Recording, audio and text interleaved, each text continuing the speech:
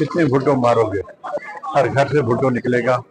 मेरा बेटा शहीद और मोहतरमा, ये मोहतरमा और हम, इनकी शहादत और हमारे बेटे की शहादत हमारी से ऐसे मिल गई है कि हम न उसको अलग कर सकते हैं, न उसको अलग कर सकते हैं।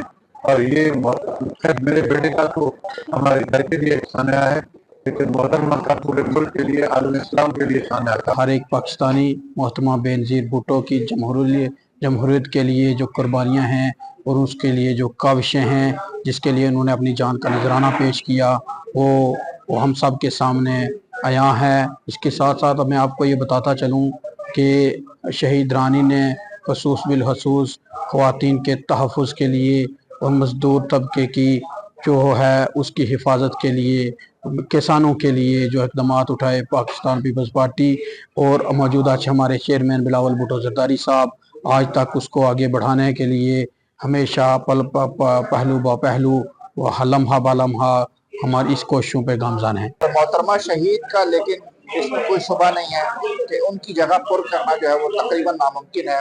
वो एक इंटरनेशनल लीडर थी, बैनुल अक़वामी जो थी वो रहनुमा थी, और आज दुनिया का हर रहनुमा उनको जानता है और उनकी बातों को कोट करता है।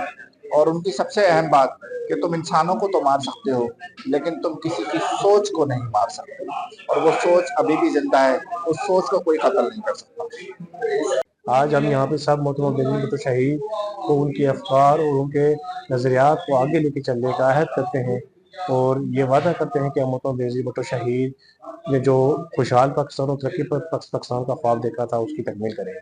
आज हम उस कायद को खराज तहसीन पेश करने के लिए, खराज अकीदत पेश करने के लिए यहाँ इकट्ठे हुए हैं और उनके खिदमात का जिक्र किया, उनके अक़वाल का जिक्र किया, उनकी पाकिस्तान के लिए कंट्रीब्यूशन का जिक्र किया।